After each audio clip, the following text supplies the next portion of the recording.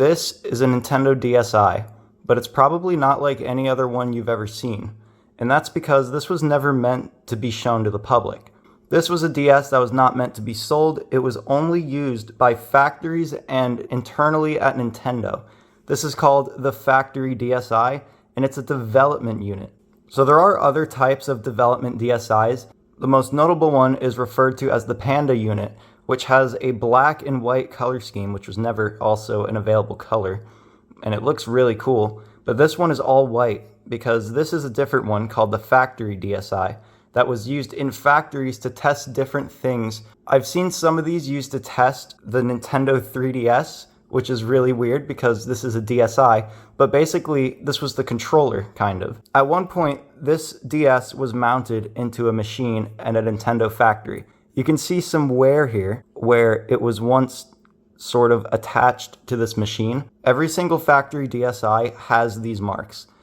Other than that, and the sticker on the back, it looks pretty normal. We have a different serial number. The serial number is pretty low because this was meant specifically for these dev units. And as you can see on the model number, it says dev. It also has some wear on the top. I'm not really sure what this is from, but it's got like some huge scratch on the top here. It's also ever so slightly yellowed, which I don't really know how that happens when this is stuck in a machine, not really exposed to anything. So let's turn it on and see all the differences that await us. So this is a Japanese DSi. I bought this on eBay a long time ago from some European country that I can't remember, and I can't look at it because the listing is long gone. So I'm not really sure what it was doing over there in Europe, but this was probably only used in Japan, I would assume. So this was not formatted when I got it. All of this was like this. And there's a few extra apps on here that you don't see on a normal DSi. There's NAND Filer and TWLN Menu.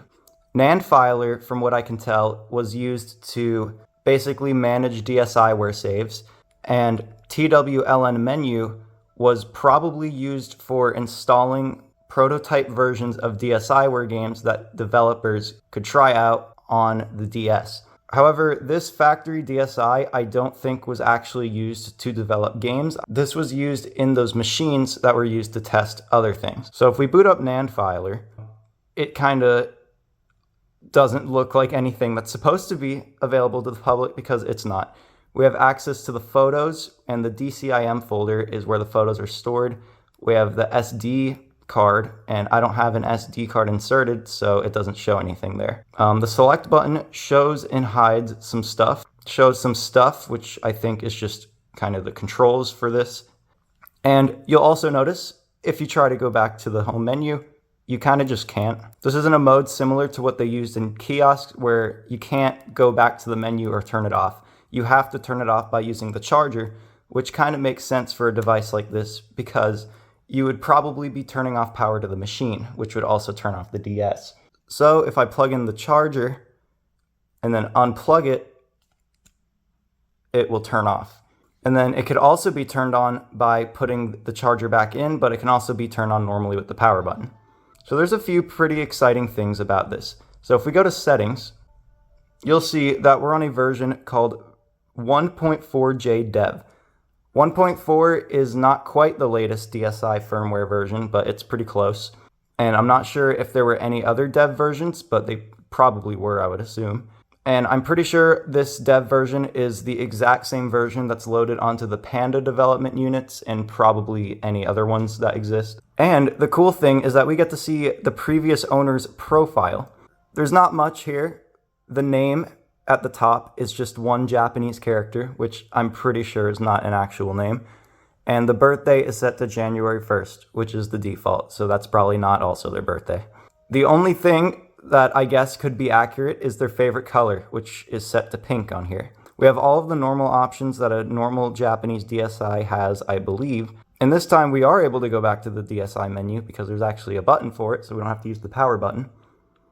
And even more exciting, if we go to the camera, there is one singular photo stored onto the system memory. So here it is. This is really funny because I don't know what I'm really looking at here. However, the words on the shirt says Hoside. Okay, so it's actually Hoseiden, and they're a Japanese manufacturing company. And based on what I've read, apparently they manufacture connectors, LCDs, and microswitches. And I think that's a company that Nintendo has actually worked with. I believe the date on here is probably correct, 2012, June 19th, which is so cool.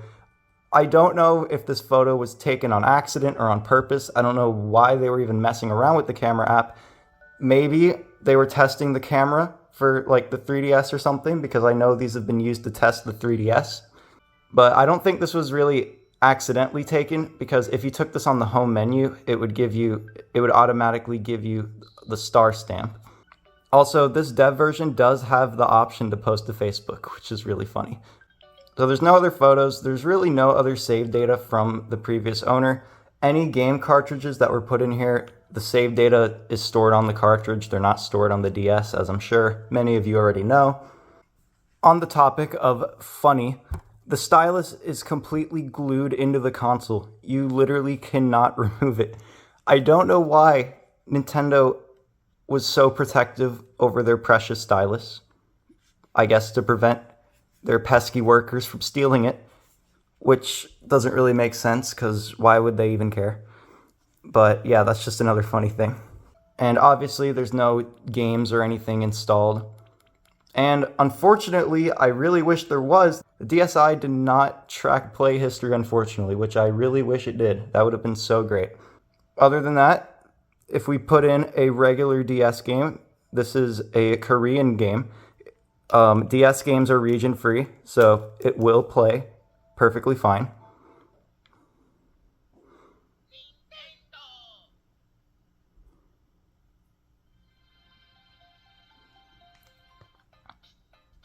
Fun fact, the Korean version of Mario & Luigi Partners in Time came out in 2010, 5 years after the game originally came out.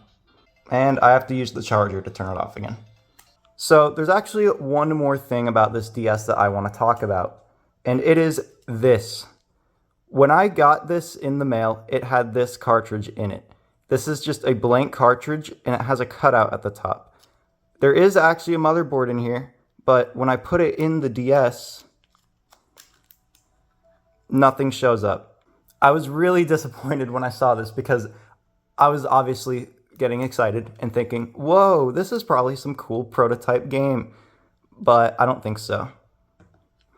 So this is actually completely like apart. This isn't glued together or anything. And all there is just this motherboard, which I believe is not really meant to be a DS game. It says Dummy 02 down here. So this might either just be like some sort of display for DS cartridges, but this is where a cable goes. This is a ribbon cable connector, I'm pretty sure, and that would explain the cutout at the top. So I don't know what this was used for. You can slip a cable through here and do something, which is very cool and mysterious. So if anyone has any information about that, please let me know. I'm not sure if any of these factory DSIs have ever had these inside, or if mine's just a crazy anomaly, or if this was even meant to be paired with this DS. This could have came from somewhere else, but I'm pretty sure this is some sort of dev tool. There's not a ton of stuff to talk about, since this doesn't really have a ton of data on it, and a lot of the dev tools I'm not going to show you me using them, because I don't really know what I'm doing.